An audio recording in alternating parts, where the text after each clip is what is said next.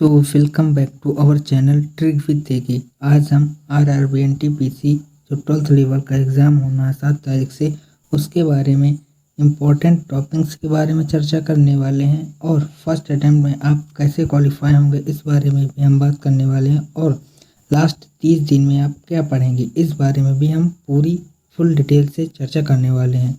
So let's start the video.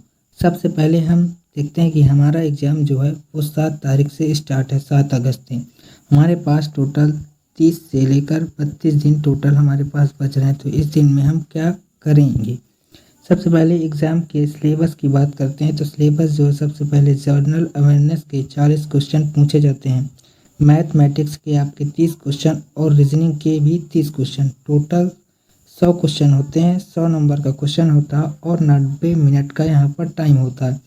यहाँ पर हम देखें तो मैथमेटिक्स हर बच्चा कर लेता है और रीजनिंग भी हर बच्चा कर लेता है। इसमें यदि आपके 27 से 28 क्वेश्चन सही होते हैं और मैथ में भी 27 से 28 क्वेश्चन सही करना होता है। इसके अलावा जनरल अवेयरनेस की बात करें तो यही बच्चों को परेशान करती है। जनरल अवेयरनेस के यदि हम देखें तो 20 से 25 क्वेश्चन करना भी बहुत ही कठिन होता है।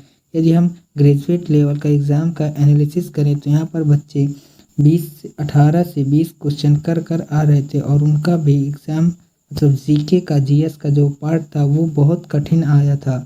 तो यहाँ पर यदि हम इसके जनरल अवेयरनेस की बात करें तो आपके कुछ इम्पोर्टेंट टॉपिक हमने एनालिसिस किए हैं ग्रेजुएट लेवल के। तो कुछ इम्पोर्टेंट टॉपिक है जिनसे हर बार क्वेश्चन आया। तो कुछ इम्पोर्टेंट टॉपिक जो हैं वो इस प्रकार से हैं। सबसे पहले हम देखते हैं कि हिस्ट्री के इम्पोर्टेंट टॉपिक क्या होने वाले हैं। सबसे पहले आता है आपका सिंधु घाटी सभ्यता। इससे आपका एक क्वेश्चन तो आएगा वैदिक काल से, जैन धर्म से, बौद्ध धर्म से, कनिष्क से, गुप्त वंश से, कृष्णदेव राय से और चोल वंश से। ये सारे टॉपिक आपके हिस्ट्री के हैं और इनको आपको कवर करना है लास्ट 30 दिनों में।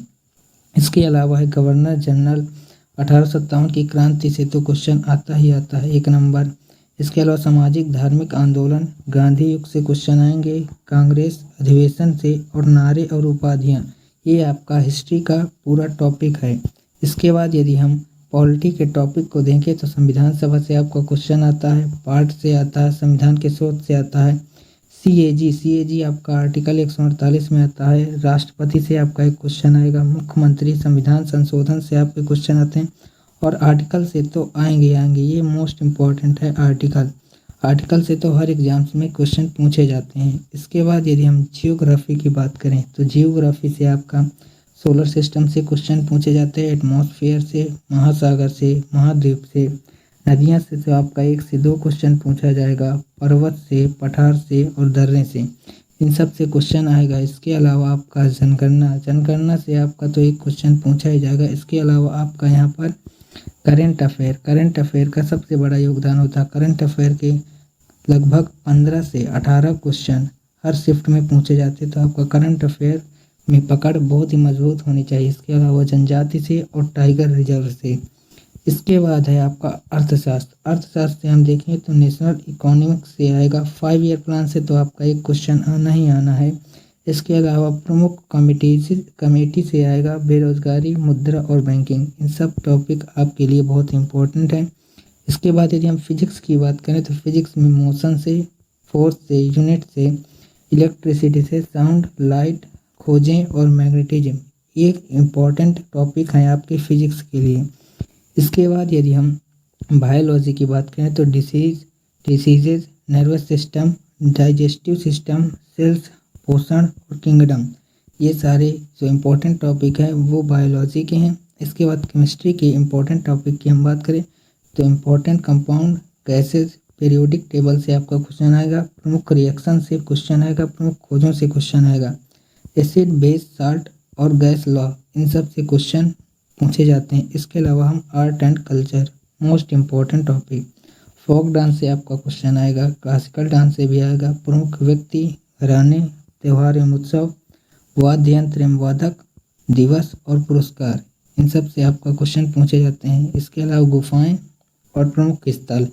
सो ये हमारा आज का टॉपिक थे जिनको आपको पढ़कर इस 30 दिनों में आपको इन टॉपिक को कवर करना है जीके जीएस के लिए। और मैथ और रीजनिंग में 27 से 28 क्वेश्चन आपको मैथ और रीजनिंग में सही करना ही है।